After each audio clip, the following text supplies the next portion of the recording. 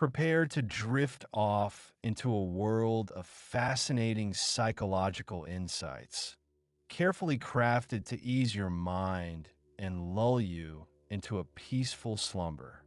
Each fact is designed to be engaging yet calming, offering a gentle journey through the intricacies of the human mind.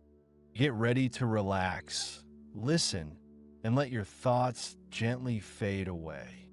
Fact 1. The spotlight effect. Have you ever felt like everyone is watching you, scrutinizing your every move and noticing every flaw? Perhaps you've hesitated to try something new because you were afraid of making a mistake in front of others. Or maybe you've spent an excessive amount of time worrying about your appearance before going out in public. If so, you've likely experienced the spotlight effect, a cognitive bias that leads us to overestimate the extent to which others notice and care about our appearance and behavior. Imagine you're walking into a party wearing a slightly embarrassing t-shirt. You might feel self-conscious and worry that everyone will notice the shirt and judge you for it. You might even imagine people whispering about you behind your back.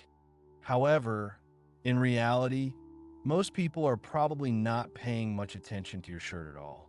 They're likely focused on their own conversations, their own appearances, and their own concerns.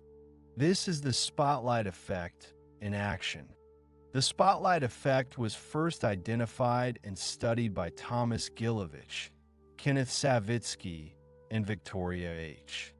Medvec in a 2000 paper titled The Spotlight Effect in Social Judgment, an egocentric bias in estimates of the salience of one's own actions and appearance.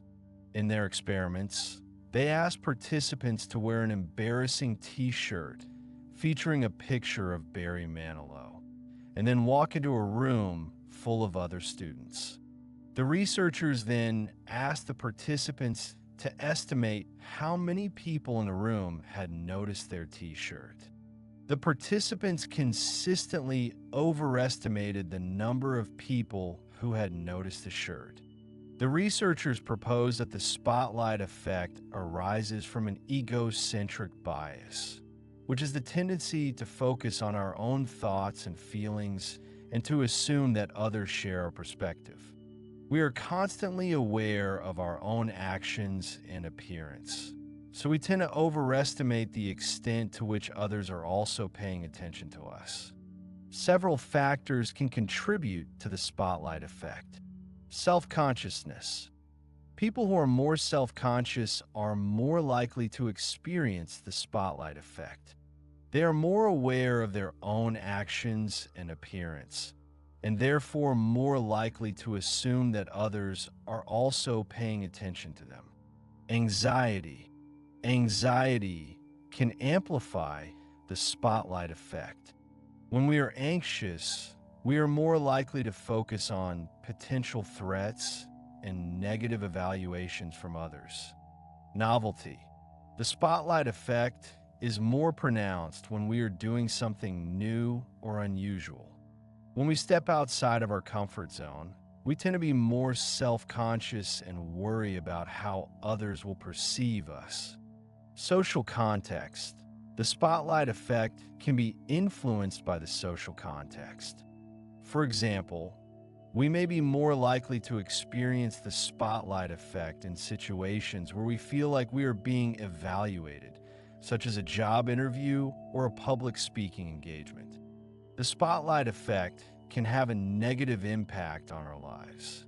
Social anxiety.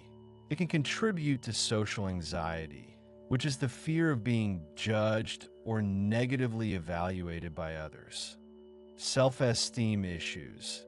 It can lead to self-esteem issues as we may become overly critical of ourselves and our appearance. Avoidance behavior. It can lead to avoidance behavior as we may avoid situations where we feel like we will be in the spotlight. Missed opportunities. The anxiety associated with the spotlight effect may cause us to miss out on opportunities or new experience. So, how can we mitigate the effects of the spotlight effect? Here are a few strategies. Be aware of the bias. The first step is to recognize that the spotlight effect is a common human tendency. Be aware of your tendency to overestimate the extent to which others are paying attention to you. Challenge your assumptions. Challenge your assumptions about what others are thinking and feeling. Remind yourself that most people are probably focused on their own thoughts and concerns. Focus on others. Shift your focus from yourself to others. Pay attention to what they are saying and doing, and try to understand their perspective. Practice self-compassion. Be kind to yourself and accept your imperfections. Remind yourself that everyone makes mistakes and that it's okay to not be perfect. Seek feedback from others. Ask others for their honest opinions about your appearance and behavior. They may be able to provide a more objective perspective and help you to see that you are not as noticeable as you think. Take risks. Push yourself outside of your comfort zone and try new things. The more you expose yourself to situations that trigger the spotlight effect, the less anxious you will become. The spotlight effect makes us think everyone is noticing our flaws more than they actually are. To combat this, be aware of the bias, challenge your assumptions, focus on others, practice self-compassion, and seek feedback. Remember, people are mostly focused on themselves. This will help you feel less self-conscious and more comfortable being yourself. Just relax and remember that most people are not as concerned with your actions or appearance as you might think. Fact 2, the bystander effect. Have you ever wondered why, in crowded situations where someone needs help, people often hesitate to intervene? It seems counterintuitive, but the presence of more people can actually decrease the likelihood that any one individual will offer assistance. This phenomenon, known as the bystander effect, is a chilling reminder of the diffusion of responsibility and the powerful influence of social dynamics on our behavior. Imagine you're walking down a busy city street and you witness someone collapse on the sidewalk. A crowd begins to gather, but no one seems to be doing anything to help. People might be staring, whispering, or even recording the scene on their phones, but no one steps forward to offer assistance. You might wonder why so many people are standing idly by, but the bystander effect provides a compelling explanation. The bystander effect gained widespread attention following the tragic murder of Kitty Genovese in 1964. Genovese was brutally attacked outside her apartment building in New York City.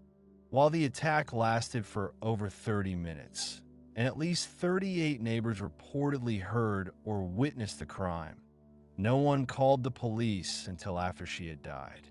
This shocking event sparked intense research into the factors that influence bystander intervention.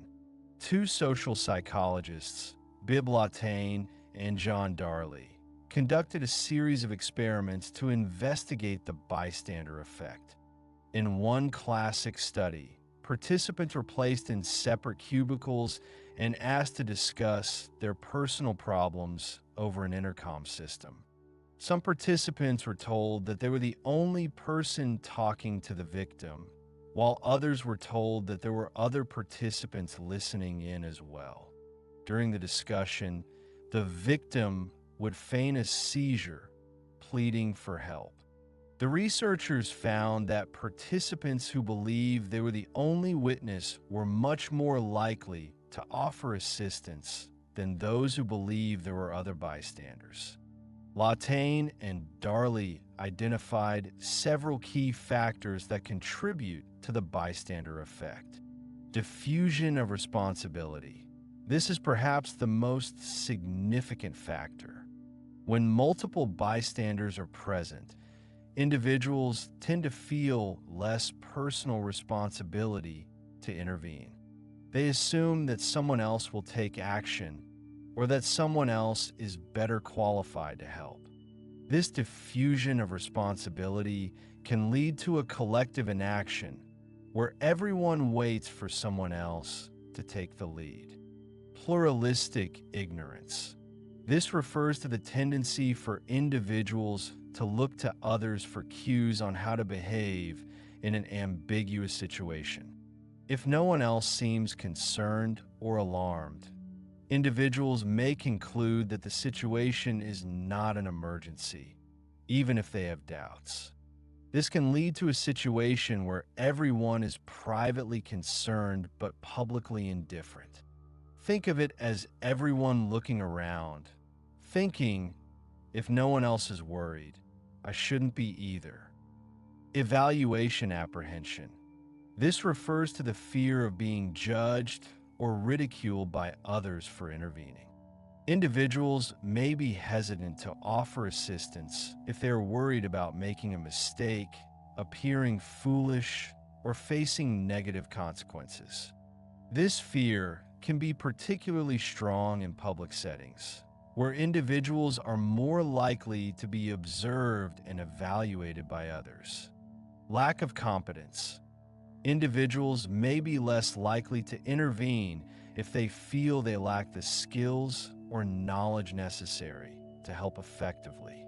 For example, someone who has never performed CPR might be hesitant to offer assistance to a person who has collapsed, fearing that they might do more harm than good. Relationship between bystander and victim. Studies have also shown that people are more likely to help if they know the victim. A friend, family member, or even someone who appears similar to the bystander will receive help more readily than a stranger. So, how can we overcome the bystander effect and increase the likelihood of intervention in emergency situations? Here are a few strategies. Recognize the effect. Simply being aware of the bystander effect can make you more likely to intervene.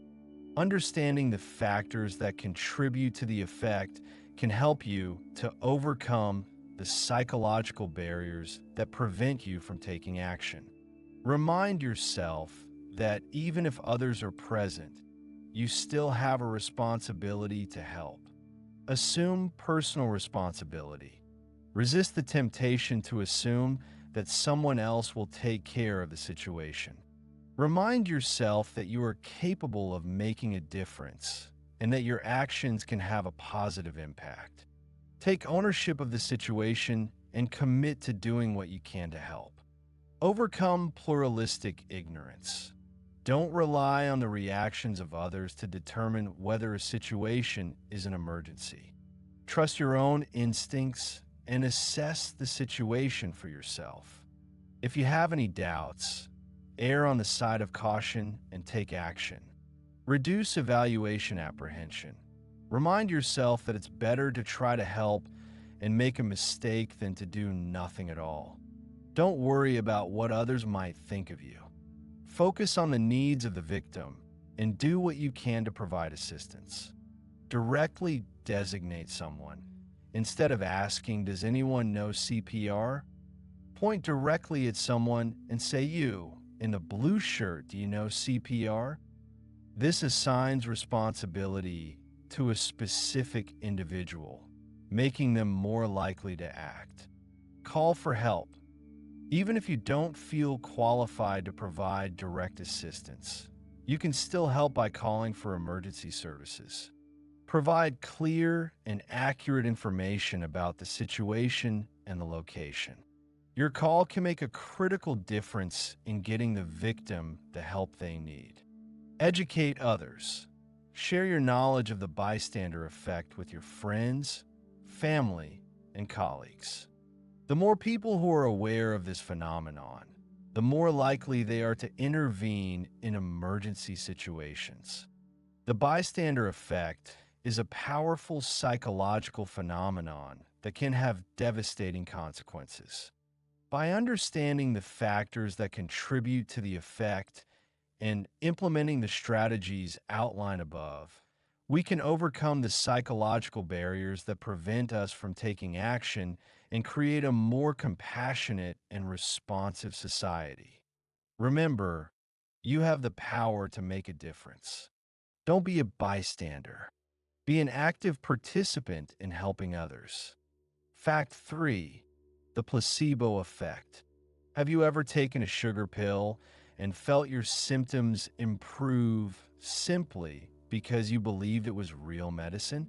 Or perhaps experienced relief from pain after receiving a sham treatment? This remarkable phenomenon, known as the placebo effect, highlights the powerful influence of our minds on our bodies. It demonstrates that our beliefs and expectations can have a tangible impact on our physical and psychological well-being. Imagine you're participating in a clinical trial for a new pain medication. You're randomly assigned to receive either the active drug or a placebo, an inactive substance like a sugar pill. You're told that the medication has been shown to be effective in reducing pain. After taking the pill, you notice that your pain starts to subside. You feel more relaxed and comfortable. What you may not know is that you received the placebo, yet your body responded as if you had taken the real medication. The placebo effect has been observed in a wide range of conditions, including pain, depression, anxiety, fatigue, and even Parkinson's disease. It's not simply a matter of thinking you feel better. The placebo effect can trigger measurable physiological changes in the brain and body. Studies have shown that placebos can release endorphins, natural pain relievers, activate the brain's reward system, and even modulate the immune system. The term placebo comes from the Latin word placebo, which means I shall please. Placebos have been used in medicine for centuries, often as a way to appease patients or provide them with a sense of hope when no effective treatments were available. However, it wasn't until the mid-20th century that scientists began to seriously investigate the underlying mechanisms of the placebo effect. One of the pioneering researchers in this area was Henry Beecher, an anesthesiologist who served in World War II. Beecher observed that soldiers who received saline injections for pain relief often reported significant improvements, even though the saline had no inherent analgesic properties. This led him to conclude that the power of belief and expectation could be a potent force in alleviating pain. Several factors contribute to the placebo effect. Expectation. This is perhaps the most important factor. When we expect a treatment to be effective, our brains release chemicals that can actually produce the desired effect. The more confident we are in the treatment, the stronger the placebo effect is likely to be. Conditioning. This refers to the process of learning to associate a particular stimulus with a specific outcome. For example, if you've had positive experiences with a certain medication in the past, you may be more likely to experience a placebo effect when taking a similar-looking pill, even if it's inactive. Social learning. This involves learning from the experiences of others. If you see others benefiting from a particular treatment, you may be more likely to experience a placebo effect yourself. This can explain why the placebo effect is often stronger in group settings. The doctor-patient relationship. A positive and trusting relationship with a healthcare provider can also enhance the placebo effect. When we feel cared for and supported, we are more likely to believe in the effectiveness of the treatment. Ritual and symbolism. The rituals and symbols associated with medical treatment can also contribute to the placebo effect. For example, the act of taking a pill, receiving an injection, or undergoing a medical procedure can create a sense of anticipation and hope, which can trigger the release of endorphins and other beneficial chemicals. So, how can we harness the power of the placebo effect in our own lives? Here are a few strategies. Cultivate a positive mindset.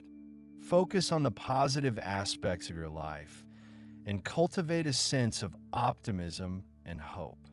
Studies have shown that positive emotions can boost the immune system and reduce pain. Practice gratitude. Regularly taking the time to appreciate the good things in your life can enhance your sense of well-being and make you more resilient to stress. Engage in self-care. Prioritize activities that promote your physical and mental health, such as exercise, healthy eating, adequate sleep, and relaxation techniques. Seek social support.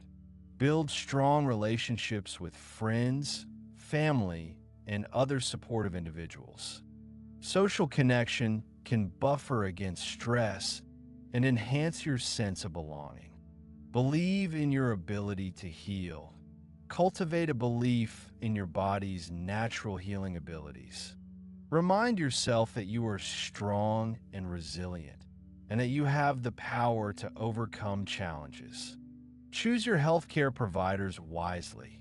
Seek out healthcare providers who are compassionate, caring, and supportive. A positive and trusting relationship with your doctor can enhance the effectiveness of your treatment. Be mindful of your expectations.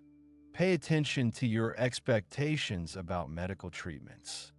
Avoid dwelling on negative possibilities and focus on the potential benefits. Use it ethically. The placebo effect shouldn't be used to deceive or withhold treatment.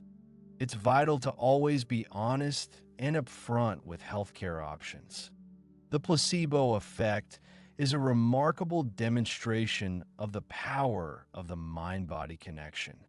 By understanding the factors that contribute to the placebo effect and implementing the strategies outlined above, we can harness its power to enhance our health and well-being.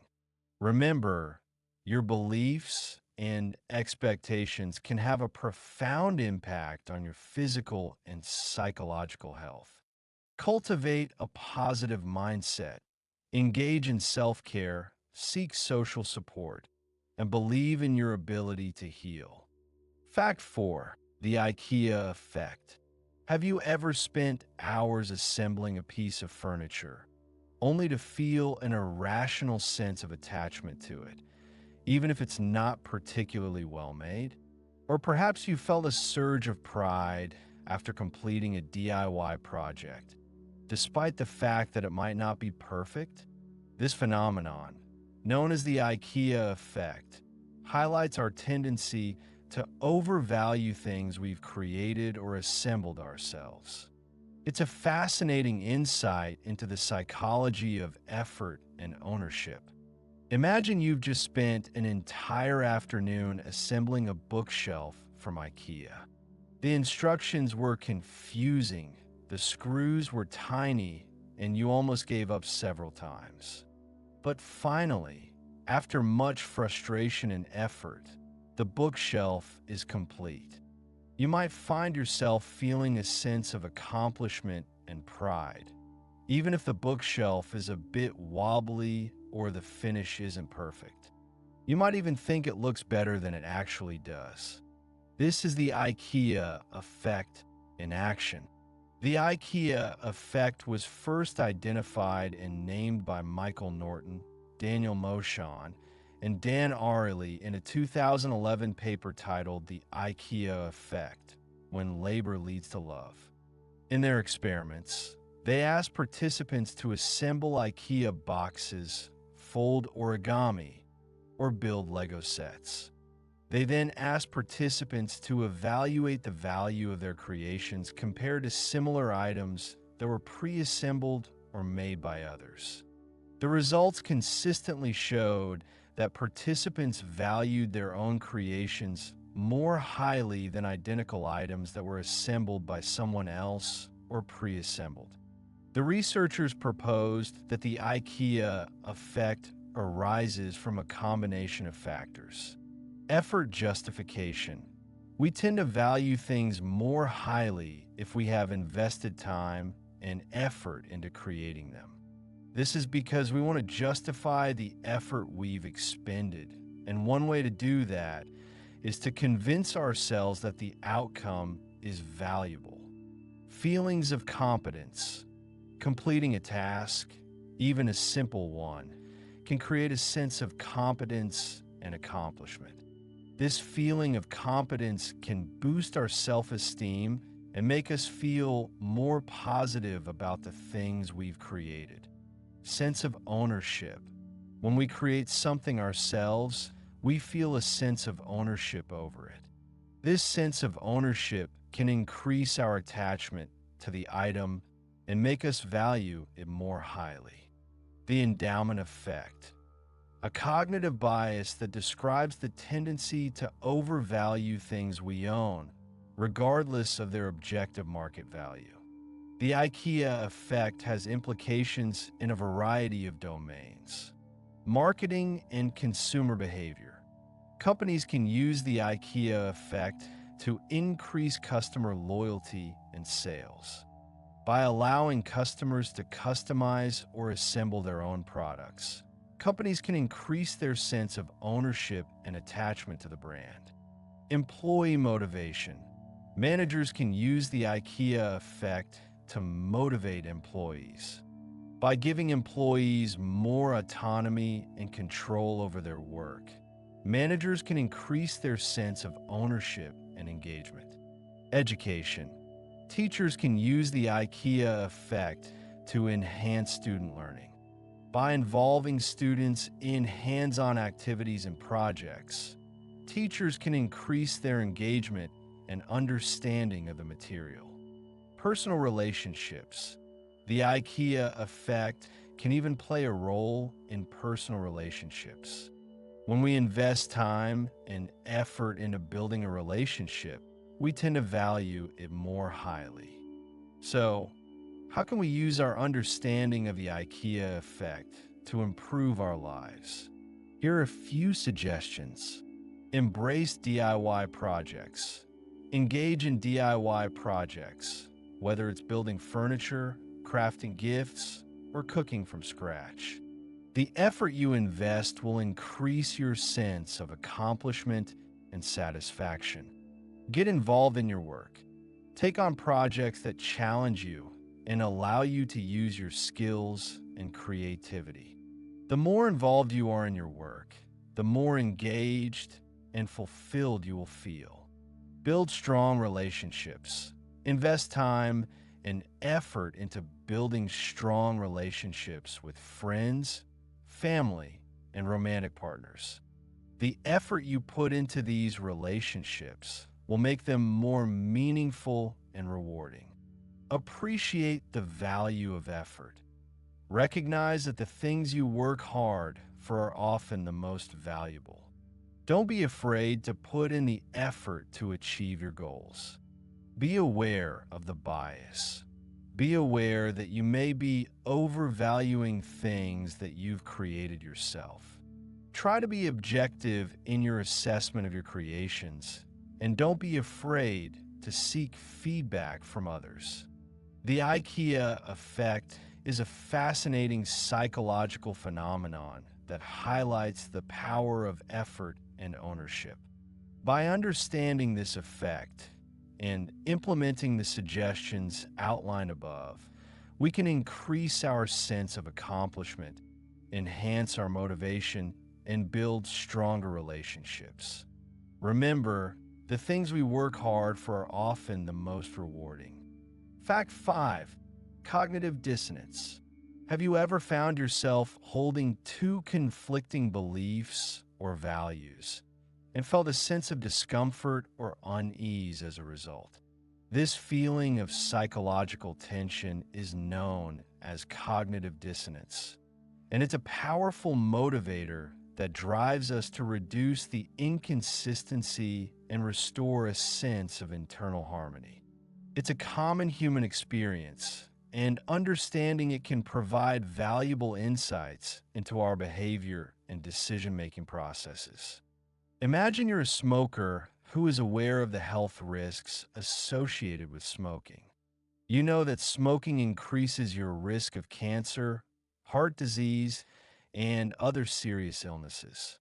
However, you continue to smoke because you enjoy it, it helps you relax, or you're addicted to nicotine. This creates a state of cognitive dissonance where you hold two conflicting beliefs. Smoking is bad for my health, and I enjoy smoking. This inconsistency creates psychological tension that you're motivated to reduce. Cognitive dissonance was first proposed by Leon Festinger, a social psychologist in the 1950s. Festinger argued that people have a fundamental need for cognitive consistency, and that when they experience inconsistency, they are motivated to reduce the dissonance and restore a sense of balance. Cognitive dissonance can arise in a variety of situations. When making a difficult decision, after choosing between two equally attractive options, we may experience dissonance because we recognize the positive aspects of the option we rejected and the negative aspects of the option we chose. When engaging in behavior that contradicts our beliefs, as in the smoking example, engaging in behavior that conflicts with our values or beliefs can create dissonance. When encountering information that challenges our beliefs, when we are exposed to information that contradicts our deeply held beliefs, we may experience dissonance. When experiencing a negative outcome after making a choice, if we make a decision that leads to a negative outcome, we may experience dissonance because we question whether we made the right choice. To reduce cognitive dissonance, people may employ various strategies. Change one of the cognitions. This involves changing one of the conflicting beliefs to make it more consistent with the other. For example, a smoker might convince themselves that the health risks of smoking are exaggerated or that they will quit soon. Add new cognitions. This involves adding new beliefs or justifications that support the behavior or belief that is causing the dissonance. For example, a smoker might argue that smoking helps them cope with stress or that it's a social activity that allows them to connect with others. Reduce the importance of the conflicting cognitions. This involves downplaying the importance of the conflicting beliefs or values. For example, a smoker might argue that health is not the most important thing in life, or that they are willing to take the risks associated with smoking. Change the behavior. This involves changing the behavior that is causing the dissonance. For example, a smoker might quit smoking. The specific strategy that people use to reduce cognitive dissonance depends on a variety of factors, including the strength of the conflicting beliefs, the availability of alternative justifications, and the individual's personality and values. Cognitive dissonance can have a significant impact on our behavior and decision-making processes. Rationalization of choices. We tend to rationalize our choices after we've made them, even if the choices were not optimal. This helps us to reduce dissonance and maintain a positive self-image. Justification of effort.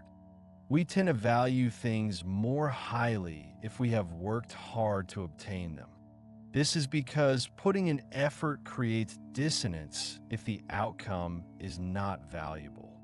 To reduce dissonance, we convince ourselves that the outcome is worth the effort. Persuasion. Cognitive dissonance can be used to persuade people to change their attitudes or behaviors.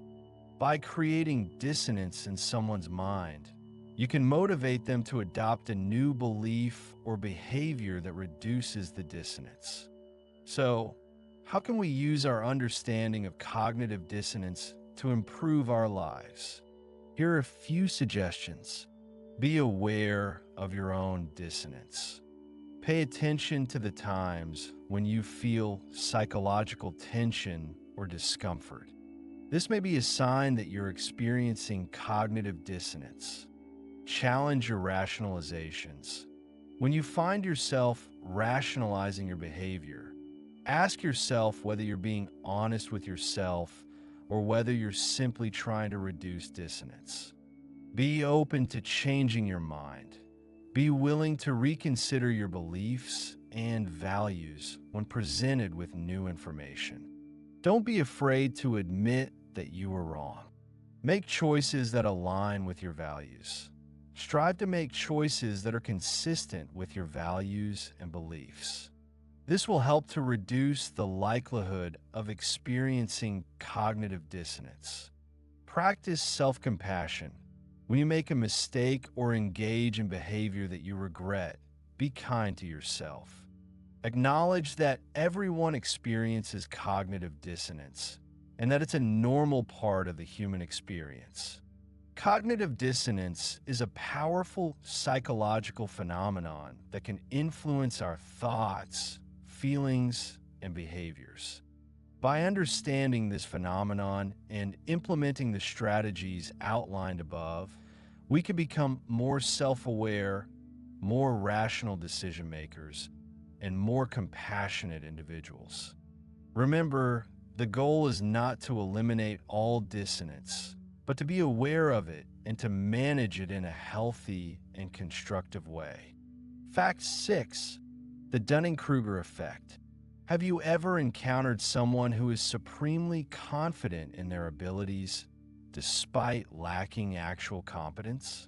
Or perhaps you've been guilty of overestimating your own skills in a particular area? If so, you've likely experienced or witnessed the Dunning-Kruger effect in action. This fascinating cognitive bias describes the tendency for unskilled individuals to overestimate their abilities, while highly skilled individuals tend to underestimate theirs. It's a phenomenon that can be observed in all walks of life, from the workplace to the classroom to even casual conversations. Imagine a group of people taking a test on a subject they know little about, like quantum physics. Those with the least knowledge are often the ones who believe they aced the test. They might confidently proclaim their understanding of complex concepts, even though their answers are demonstrably incorrect. Conversely, the actual experts in quantum physics are likely to be more cautious in their assessments. They recognize the vastness and complexity of the field and are more aware of their own limitations. They might even underestimate their own expertise, believing that others know just as much. The Dunning-Kruger effect was first described in a 1999 paper by David Dunning and Justin Kruger, two social psychologists at Cornell University. In their experiments, they asked participants to rate their own abilities in various areas, such as humor, grammar, and logical reasoning. They then compared these self-assessments to the participants' actual performance on tests designed to measure those abilities. The results were striking. Those who performed the worst on the tests consistently overestimated their abilities, while those who performed the best underestimated theirs. Dunning and Kruger proposed that this phenomenon arises from a combination of factors. First, Unskilled individuals lack the metacognitive ability to accurately assess their own competence. In other words, they don't know what they don't know. They lack the knowledge and skills necessary to recognize their own mistakes and shortcomings. Second, highly skilled individuals are often aware of the complexities and nuances of their field and are more likely to recognize their own limitations. They're also more likely to assume that others are just as knowledgeable as they are, leading them to underestimate their own relative expertise. The Dunning-Kruger effect can have significant consequences in various domains. In a workplace, it can lead to poor decision-making, overconfidence, and a lack of self-awareness. Unskilled employees might be more likely to take on tasks they are not qualified for, leading to errors and inefficiencies. They might also be resistant to feedback, believing that they are already performing at a high level.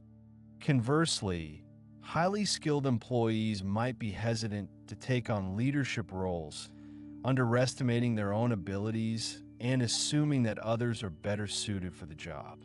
In education, the Dunning-Kruger effect can hinder learning and academic progress. Students who overestimate their understanding of a subject might be less likely to seek help or study diligently, leading to poor performance on exams. They might also be more likely to dismiss feedback from teachers, believing that they are already proficient. Conversely, students who underestimate their abilities might lack confidence and motivation, hindering their potential. In social interactions, the Dunning-Kruger effect can lead to misunderstandings, conflicts, and miscommunication. Individuals who overestimate their abilities might be more likely to express their opinions forcefully, even when they lack the knowledge or expertise to back them up.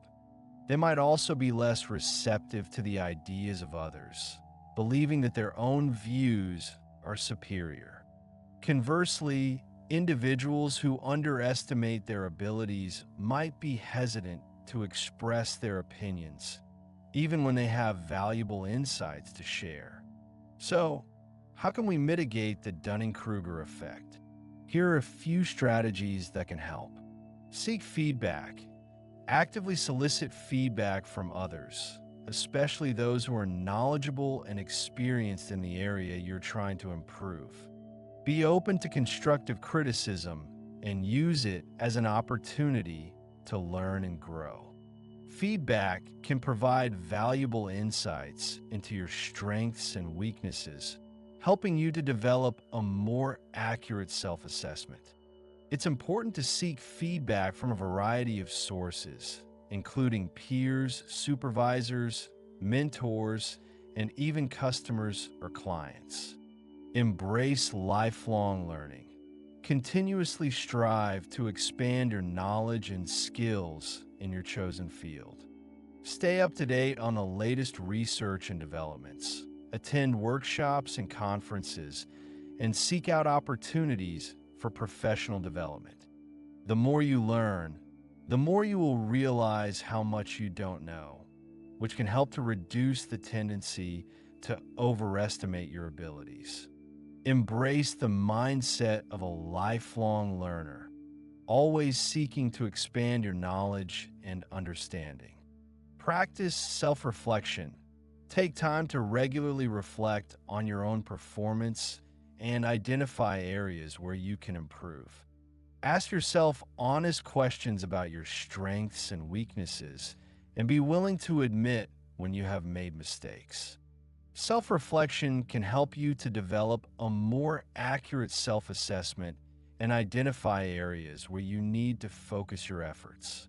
Consider keeping a journal to track your progress and reflect on your experiences. Develop metacognitive skills. Metacognition refers to the ability to think about your own thinking.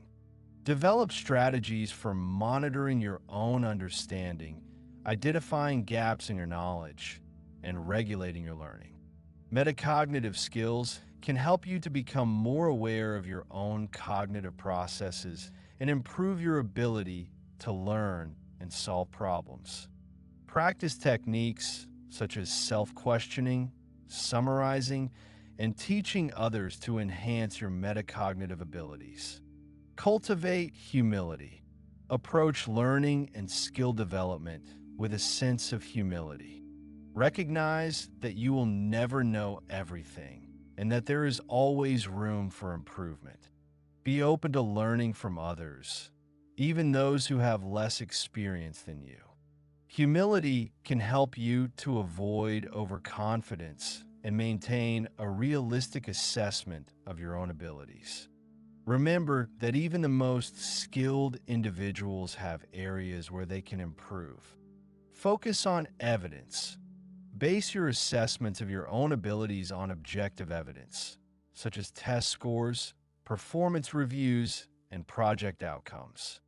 Avoid relying solely on subjective feelings of confidence or intuition.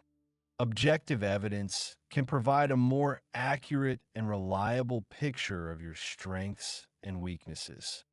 Keep track of your accomplishments and use them as a basis for evaluating your progress. Be wary of experts. While it's important to seek guidance from experts, be aware that even experts can be subject to the Dunning-Kruger effect. Don't blindly accept everything that an expert tells you. Instead, critically evaluate their claims and look for evidence to support their conclusions. Remember that expertise is not a guarantee of infallibility. Even the most knowledgeable individuals can make mistakes or hold biased views. In conclusion, the Dunning-Kruger effect is a pervasive cognitive bias that can affect individuals in all walks of life. By understanding this phenomenon and implementing the strategies outlined above, we can mitigate its effects and develop a more accurate self-assessment.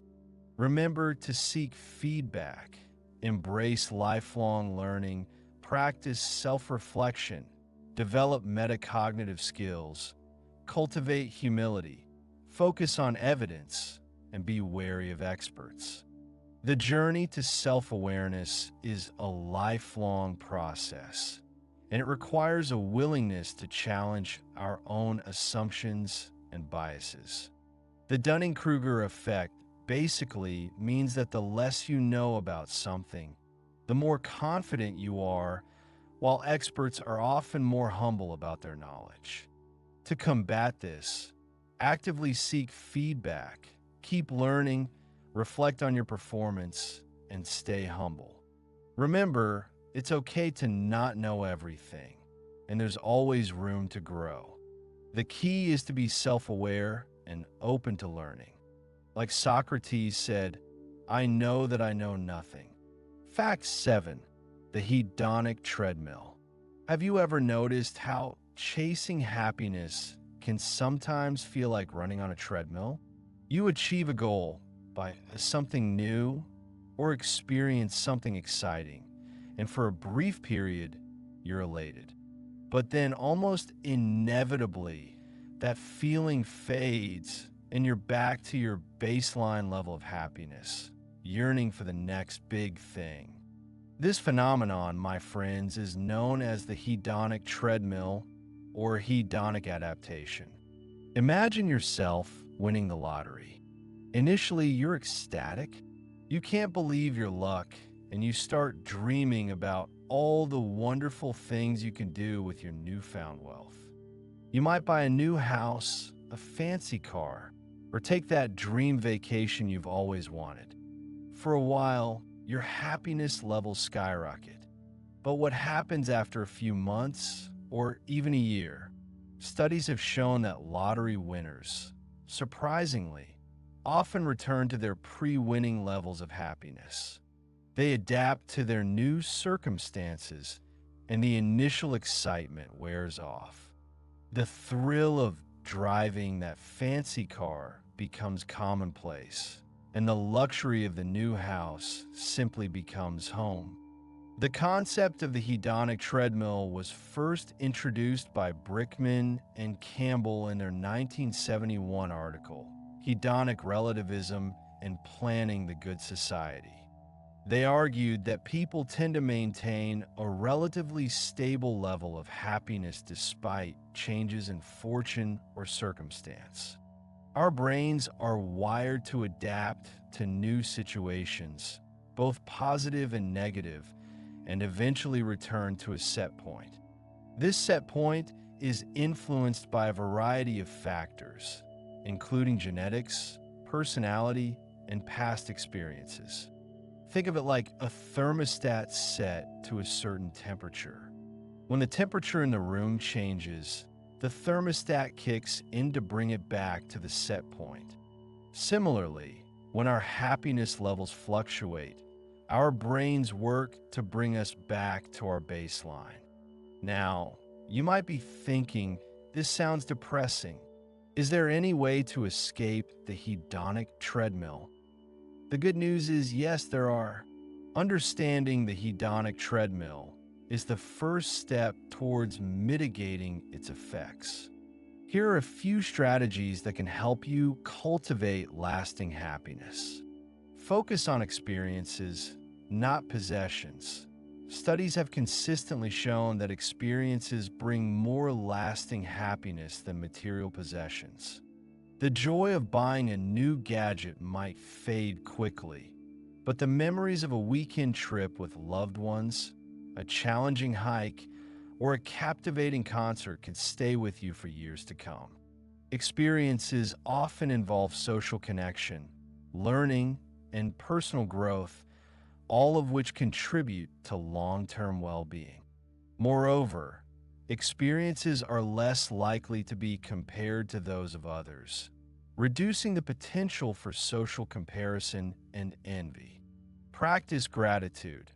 Regularly taking the time to appreciate the good things in your life can significantly boost your happiness levels. Keep a gratitude journal. Write thank you notes to people you appreciate, or simply take a few moments each day to reflect on what you're grateful for.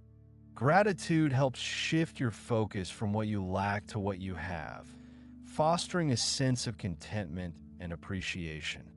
This simple practice can disrupt the hedonic treadmill by making you more aware of the positive aspects of your current situation, preventing you from constantly chasing the next source of fleeting pleasure.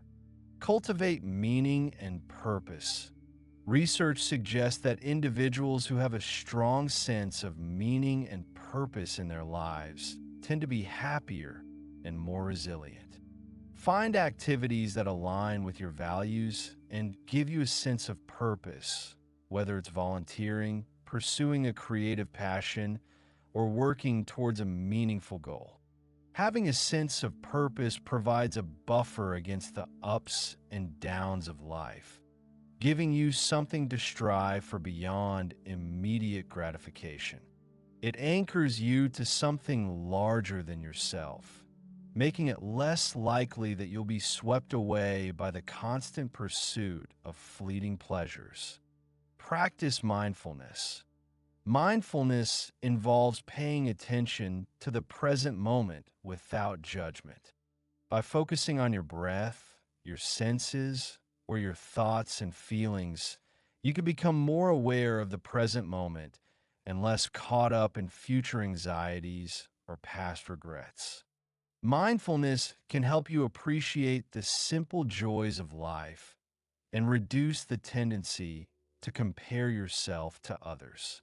It allows you to savor experiences more fully and appreciate the beauty of the present moment, rather than constantly chasing after the next source of happiness. Engage in acts of kindness. Helping others has been shown to have a powerful impact on happiness. Performing acts of kindness, whether it's volunteering your time, donating to charity, or simply offering a helping hand to someone in need, can boost your mood and create a sense of connection. When you focus on helping others, you shift your attention away from your own problems and needs, which can be incredibly liberating. Moreover, acts of kindness often create a ripple effect, inspiring others to do good deeds as well. Invest in relationships. Strong social connections are essential for happiness and well-being.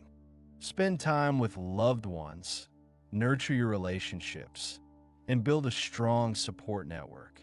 Social connection provides a sense of belonging, reduces feelings of loneliness and isolation, and provides opportunities for emotional support and companionship. Investing in your relationships is one of the most effective ways to cultivate lasting happiness, as it provides a source of joy, meaning, and support that transcends material possessions and fleeting pleasures. Embrace challenges and growth. Pursuing challenging goals and engaging in activities that promote personal growth can also contribute to happiness. Learning new skills, pushing yourself out of your comfort zone, and overcoming obstacles can create a sense of accomplishment and self-efficacy. When you feel like you're growing and evolving, you're less likely to become complacent and stuck on the hedonic treadmill. Embrace opportunities for learning and growth, and celebrate your achievements along the way. Adaptation is inevitable, but awareness is key. The hedonic treadmill is a natural part of the human experience. We are wired to adapt to our circumstances, both positive and negative. However, by understanding the hedonic treadmill and implementing the strategies outlined above, you can cultivate lasting happiness and avoid the trap of constantly chasing after fleeting pleasures. The key is to focus on experiences, gratitude, meaning mindfulness, kindness, relationships, and growth. The hedonic treadmill also highlights the importance of carefully considering our values and priorities. Are we chasing after things that will truly make us happy, or are we simply caught up in a cycle of consumerism and social comparison? By aligning our actions with our values and focusing on what truly matters to us, we can break free from the hedonic treadmill and create a life of purpose and fulfillment. It encourages us to be mindful of our spending habits, our career choices, and our relationships. Are we chasing after promotions and bigger houses because we genuinely value them, or because we feel pressured by societal expectations? Are we spending enough time with our loved ones, or are we too busy chasing after material possessions? In conclusion, the hedonic treadmill is a powerful psychological phenomenon that can impact our happiness and well-being. By understanding how it works and implementing strategies to mitigate its effects, we can cultivate lasting happiness and create a more fulfilling life. Remember to focus on experiences, practice gratitude, cultivate meaning, embrace mindfulness, engage in acts of kindness, invest in relationships, and embrace challenges and growth. The journey to happiness is not about constantly chasing after the next big thing, but about appreciating the present moment and cultivating a sense of meaning and purpose in our lives. The hedonic treadmill explains why that initial joy of a new purchase or achievement fades over time. Our brains are wired to adapt. The trick to breaking free? Focus on experiences, practice gratitude, find purpose, be mindful, be kind, nurture relationships, and embrace challenges. It's about finding joy in the journey, not just the destination. Think of it as shifting from seeking fleeting highs to cultivating lasting contentment. You can also think of it like a video game. When you first start a game, it is very exciting and interesting, but after a while you can start to get bored and move on to the next best game. Fact 8. Loss aversion. Have you ever felt the pain of losing something more intensely than the joy of gaining something of equal value? This common human tendency, known as loss aversion, highlights our tendency to be more sensitive to losses than to gains. It's a powerful bias that influences our decisions in a variety of contexts, from financial investments to everyday choices. Imagine you are offered a choice: either receive $100 or flip a coin. If the coin lands on heads, you get $200. If it lands on tails, you get nothing. Many people would take the guaranteed $100. Now imagine you are given a different choice: either lose $100 or flip a coin. If the coin lands on heads, you lose $200. If it lands on tails, you lose nothing. In this scenario, many people would choose to flip the coin, even though the expected value is the same as in the first scenario. The reason for this difference is loss aversion. Loss aversion was first identified and studied by Daniel Kahneman and Amos Tversky, two pioneering psychologists who won the Nobel Prize in Economics for their work on behavioral economics. In their research, they found that people tend to feel the pain of a loss about twice as strongly as the pleasure of an equivalent gain. This asymmetry in our emotional responses has a profound impact on our decision making. Loss aversion can manifest in various ways. The endowment effect. This is the tendency to overvalue things we own simply because we own them. Loss aversion contributes to the endowment effect because giving up something we own feels like a loss, and we are more sensitive to losses than to gains. The sunk cost fallacy.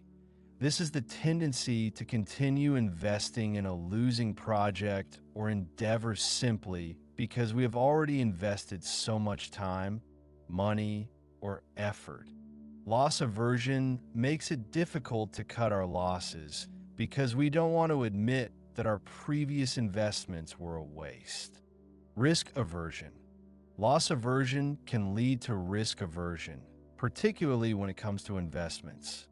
People are often reluctant to invest in risky assets because they're more concerned about the potential for losses than they are about the potential for gains. Status quo bias. Loss aversion can contribute to the status quo bias, which is the tendency to prefer the current state of affairs, even if there are better alternatives available. People are often reluctant to change because they fear the potential losses associated with change. Loss aversion has implications in a variety of domains. Finance. Loss aversion can lead to poor investment decisions, such as holding on to losing stocks for too long or selling winning stocks too early. Marketing. Marketers can use loss aversion to influence consumer behavior. For example, they might emphasize the potential losses associated with not buying their product or service. Negotiation. Loss aversion can affect negotiation outcomes. People are often more motivated to avoid losses than they are to achieve gains, which can give them a disadvantage in negotiations. Public policy. Loss aversion can influence public policy decisions. For example, people may be more resistant to policies that require them to give up something, even if the overall benefits of the policy are greater than the costs. So, how can we mitigate the effects of loss aversion? Here are a few strategies. Be aware of the bias. The first step is to recognize that loss aversion is a common human tendency. Be aware of your own sensitivity to losses and how it might be influencing your decisions. Focus on the big picture. When making decisions, try to focus on the long-term gains rather than the immediate losses. This can help you to overcome the emotional impact of loss aversion. Reframe losses as opportunities. Try to reframe losses as opportunities for learning and growth. This can help you to reduce the negative emotions associated with loss. Seek advice from others. Ask others for their opinions on your decisions. They may be able to provide a more objective perspective and help you to see the potential gains that you are overlooking. Avoid emotional decision-making. Try to make decisions based on logic and reason rather than emotions. This can help you to avoid the pitfalls of loss aversion. Use mental accounting strategically. Group several smaller losses together or separate larger gains into smaller increments. This psychological trick can help to lessen the emotional sting of losses and amplify the joy of gains. Loss aversion is the tendency to feel the pain of a loss more strongly than the pleasure of an equivalent gain. Be aware of this bias. Focus on the big picture. Reframe losses as opportunities. Seek advice from others and avoid emotional decision-making. It's about making rational choices and not letting the fear of loss dictate your actions. So next time you're faced with a decision, take a deep breath, consider the potential gains and losses objectively, and choose the path that makes the most sense in the long run. Now you know that you're not the only one who feels this way, and it's okay to feel this way. Fact 9. Confirmation bias. Have you ever noticed how easily we tend to accept information that confirms our existing beliefs, while simultaneously dismissing or downplaying information that contradicts them? This pervasive cognitive bias, known as confirmation bias, can subtly shape our perceptions, influence our decisions, and even polarize our opinions. It's a natural human tendency, but understanding it is crucial for critical thinking and open-mindedness. Imagine you hold a strong belief about a particular political issue, let's say the effectiveness of a certain economic policy. You actively seek out news articles, opinion pieces, and social media posts that support your viewpoint. You might share these articles with your friends and engage in discussions that reinforce your belief. At the same time, you might avoid or dismiss articles that present opposing viewpoints, labeling them as fake news or biased. This selective exposure to information is a classic example of confirmation bias in action.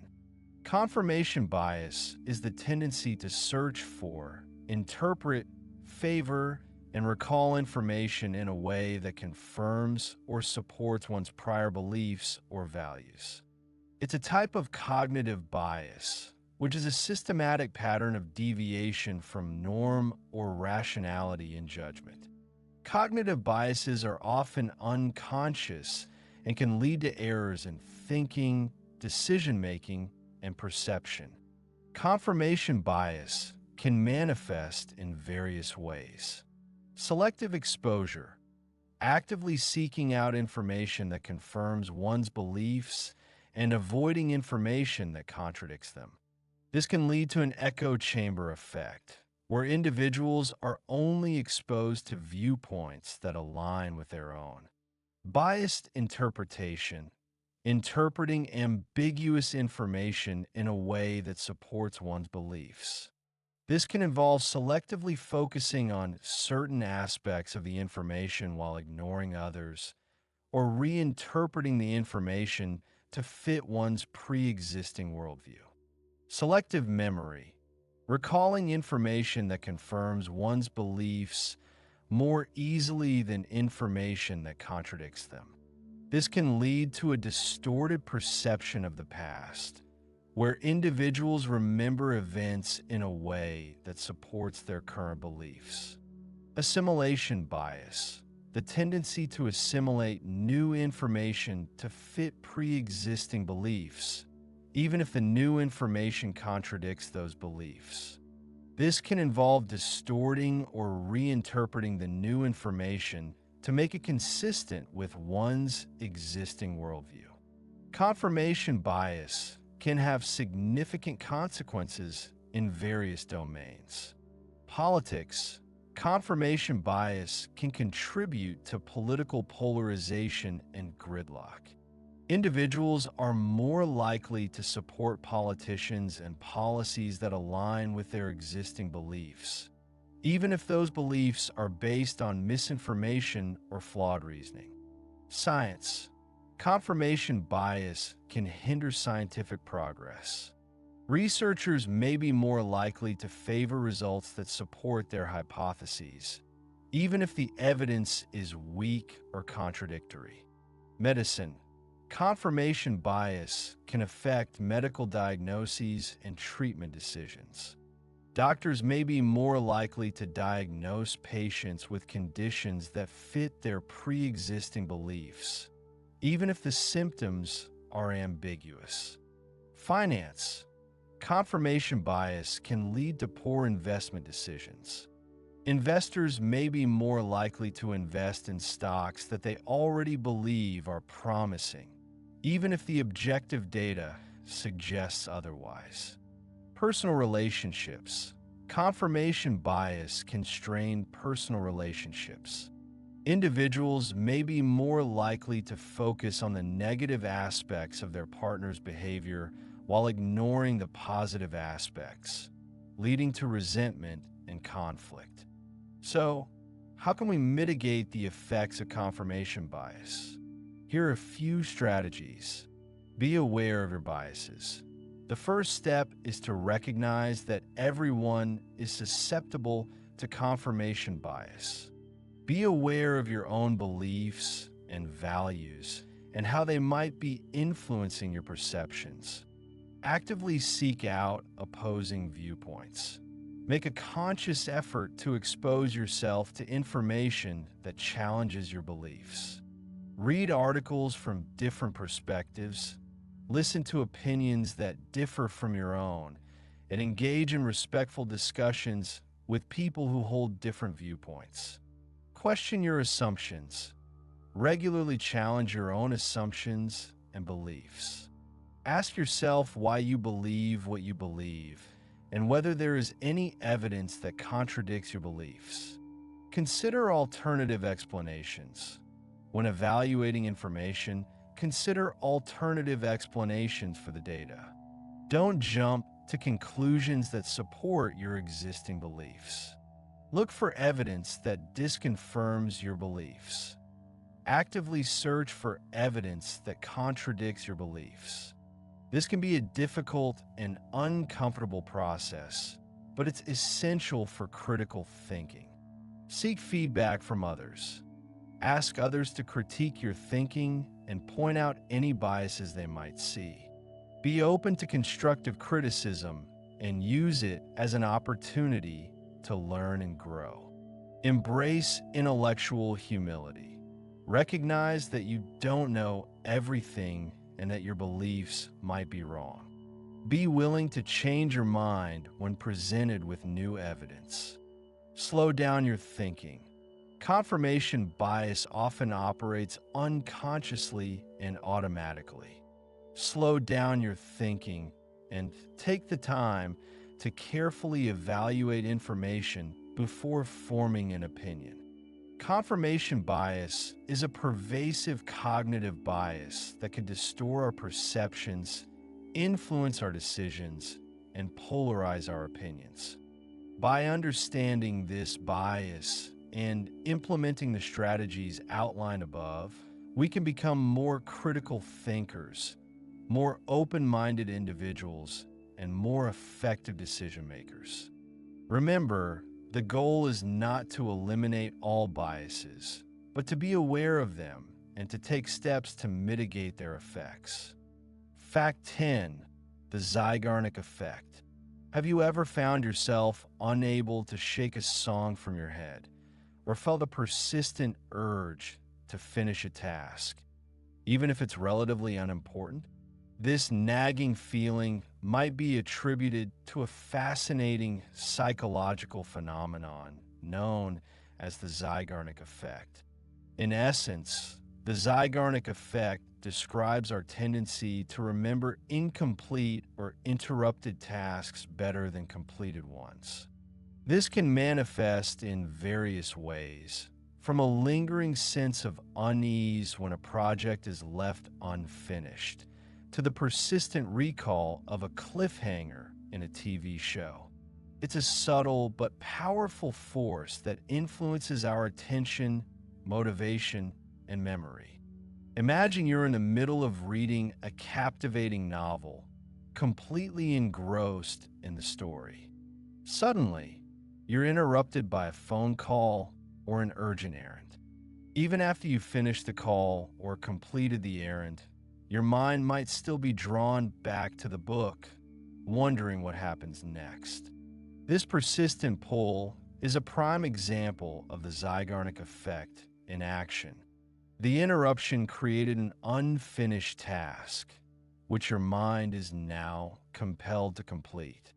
The Zeigarnik Effect was first identified by Bluma Zeigarnik, a Lithuanian psychologist in the 1920s.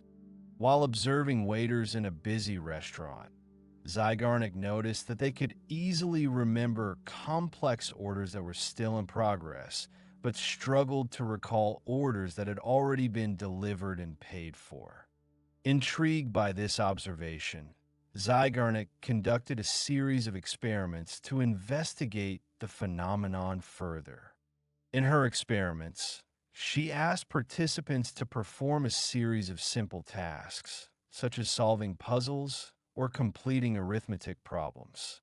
Some of the tasks were interrupted before completion, while others were allowed to be finished. The results consistently showed that participants were significantly better at recalling the interrupted tasks compared to the completed ones. Zeigarnik proposed that this effect arises from a state of cognitive tension or arousal that is created when a task is interrupted. This tension motivates us to return to the task and complete it. Once the task is completed, the tension is released and the memory fades. Think of it like a mental itch that needs to be scratched. The interruption creates the itch, and completing the task provides the relief. The Zeigarnik Effect has a number of practical implications for our daily lives. In the context of productivity, it suggests that breaking down large tasks into smaller, manageable chunks can be an effective way to stay motivated. By completing each smaller task, you experience a sense of accomplishment that can fuel your momentum. However, if you interrupt yourself frequently, you may find that the Zeigarnik Effect can become a source of distraction, as your mind is constantly drawn back to the unfinished tasks. In the realm of advertising and marketing, the Zeigarnik Effect is often used to create suspense and intrigue. Advertisements that end with a cliffhanger or a question mark can linger in our minds long after we've seen them. This is because the incomplete message creates a sense of cognitive tension that motivates us to seek out the missing information. Similarly, TV shows and movies often employ cliffhangers at the end of episodes to keep viewers engaged and eager to tune in next week. The Zeigarnik Effect can also play a role in our interpersonal relationships.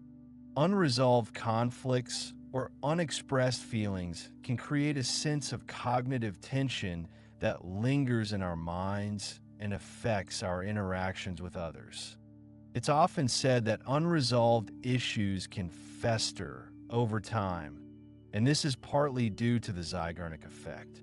By addressing conflicts and expressing our feelings, we can release this tension and move forward in our relationships. So, how can we harness the power of the Zeigarnik effect to our advantage? Here are a few strategies. Use it to boost productivity. When faced with a daunting task, break it down into smaller, more manageable steps. Start working on the first step and then allow yourself to be interrupted. The Zeigarnik effect will create a lingering sense of unease that will motivate you to return to the task and complete it. This can be a particularly effective strategy for overcoming procrastination. By starting the task, even if you don't finish it right away, you're more likely to return to it later. Avoid overscheduling. While the Zeigarnik effect can be a powerful motivator, it can also become a source of distraction if you have too many unfinished tasks vying for your attention. Avoid overscheduling yourself and try to focus on completing one task at a time before moving on to the next. This will help to minimize the cognitive tension and reduce the risk of feeling overwhelmed.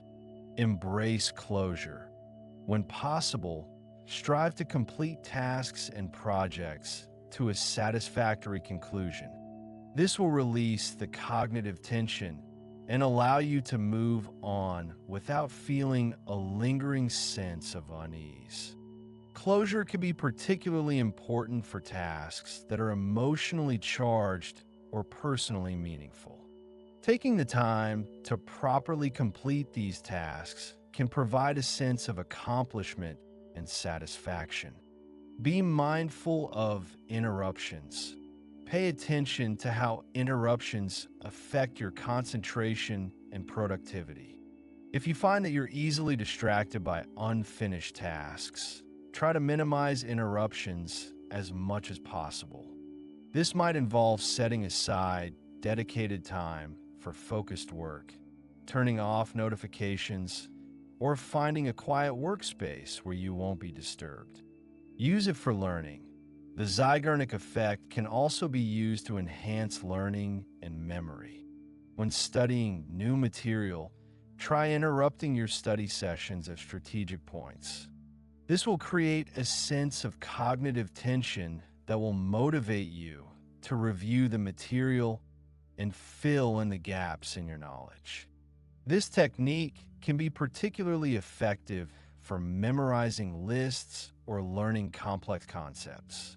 In advertising and marketing, the Zeigarnik effect plays a vital role in how advertisements catch our attention and stay in our memory.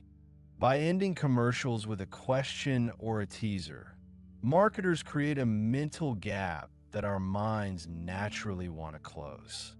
This technique is especially effective in digital advertising, where click-through rates can be significantly increased by creating a sense of mystery or incompleteness. The Zeigarnik effect is a fascinating psychological phenomenon that highlights our innate drive for completion. By understanding this effect and harnessing its power, we can boost our productivity, enhance our learning, and improve our overall well-being. Remember to break down large tasks, avoid overscheduling, embrace closure, be mindful of interruptions, and use it to your advantage in learning.